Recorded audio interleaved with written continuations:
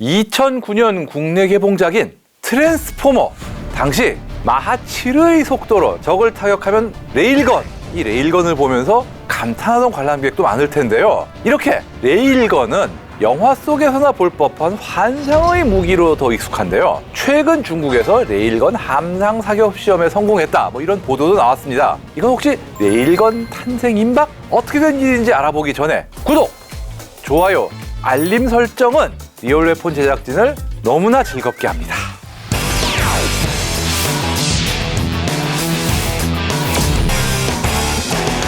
레일건이란 화약 대신 전기의 힘으로 물체를 쏴서 날리는 일종의 발사 수단인 거죠. 이게 뭐 원리를 보면 먼저 두 개의 전기가 통하는 레일을 나란히 놓고 그 사이에 뭐 전기가 통하게 만들어진 발사체를 두어서 두 레일에 아주 강한 전압을 걸면 자기장이 생기면서 굉장히 빠른 속도로 발사하는 원리다, 뭐 이렇게 얘기해요. 근데 솔직히 말씀드리면 저도 이걸 100% 이해 못합니다. 어쨌든 중간에 좀 더 복잡한 과정이 들어가지만 가장 중요한 포인트는 전기의 힘을 이용해가지고 이 탄환을 쏴 날리는 방식이다, 이렇게 보시면 됩니다. 어쨌든 이렇게 기존의 탄환 발사 방식과는 너무나 다르다 보니까 레일건을 운용하게 된다면 화약 시계포에서 기대할 수 없던 여러 장점이 생길 것으로 내다보고 있죠.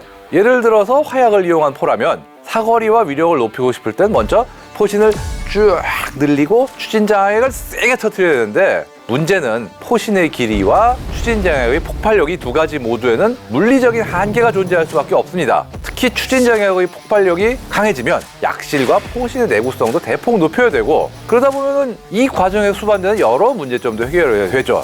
뭐 당장 내구성이 높아진다, 이 얘기는 무거워지고 커진다는 얘기니까요. 즉 이런 식으로 어쩔 수 없는 태생적 한계가 생긴다는 건데요. 반면 레일건은 화약이 사용되지 않는 만큼 화약식 포들이 지닌 고질적인 문제들이 상당 부분 없다고 보면 되거든요. 그렇기 때문에 실전에서 운용할 수 있게 만든다면 전쟁의 양상까지 뒤바꿀 수 있는 새로운 게임 체인저로 부상하지 않을까 기대가 되어 왔습니다.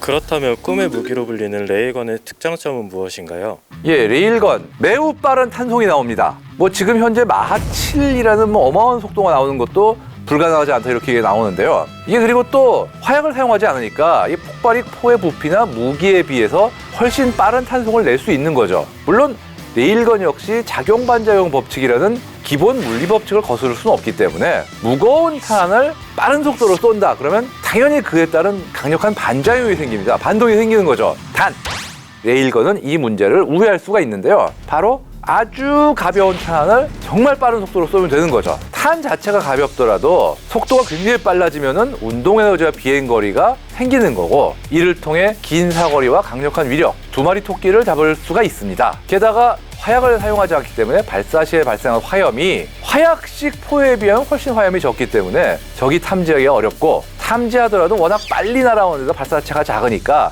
요격이 현실적으로 불가능하다 볼 수 있고요. 게다가 전기로 구동하기 때문에 출력 조절도 훨씬 쉽게 된다. 즉 사거리와 위력 조절이 훨씬 쉽게 된다, 이렇게 알려져 있습니다. 참고로 과거에 미 해군이 개발했던 레일건은 탄 무게가 고작 10kg에 불과하지만 최대 사거리가 410km에 달했고요. 탄속이 마하 뭐 이런 얘기가 나오니까 1초에만도 몇 킬로미터씩 나온다는 거죠. 게다가 410km 밖에서도 공산 오차가 5m 안팎일 정도로 정확도 역시 어마어마했다고 합니다. 게다가 더 중요한 거는 탄 한 발당 가격이 매우 저렴하다는 건데요. 토마호크 순항 미사일, 우리나라 돈으로 대략 한 발에 11억, 17억 원. 근데 레일건 한 발은 3, 4천만 원 정도가 될 것으로 예상돼요. 왜냐? 미사일이야 뭐 유도 장치니 엔진이 온갖 게 들어가지만 레일건 탄환은 말 그대로 그냥 탄환이거든요. 이러니 만약에 실제로 운용이 된다면 그야말로 괴물의 등장이라고 할 수 있는데, 이 분야의 선두주자로 장기간 레일건 개발을 이어왔던 미국은 2021년 이후에 개발을 일단 중단한 상태입니다. 지금 발사 속도가 지금 기대에 못 미쳤기 때문도 있지만 개발이 중단된 가장 큰 이유는 전력 문제를 해결하지 못해서였습니다. 시험 단계에서요, 어느 나라도 시험 환경이니까 전력 있는 대로 끌어다가 쏘면은 뭐 위력, 사거리 다 잘 발휘할 수 있는데, 문제는 실전에서도 늘 어마어마한 양의 전력을 끌어올 수 있다는 보장이 없잖아요. 때문에 레일건 실용화에 도전하고 있는 나라들은 이 전력 문제를 어떻게 해결할 것인지 난제를 풀기 위해 애쓰고 있는 상황입니다. 만약 레일건이 개발된다면 어디에서 운용이 될까요? 뭐 레일건 적용, 지금도 연구가 가장 활발히 진행되고 있는 게 해군입니다. 배에서 운용하는 만큼 전력 수급이 지상에서 운용하는 것보다 유리하죠. 이게 기본적으로 배나 항공기, 미사일 같은 전표적을 상대하기 때문에 탄의 속도가 만들어낸 관통력만으로도 표적에 입히는 피해가 상당히 클 것으로 예상됩니다. 실제로 레일건을 연구하는 나라들은 제1 배치 목표를 해상 운용으로 두고 있어요. 일단 유럽에서는 프랑스와 독일이 합작해서 해상용 레일건을 개발 중이고, 또 일본과 중국 두 나라가 레일건 개발에 굉장히 열을 올리고 있고, 두 나라 모두 테스트까지 성공작이었어요.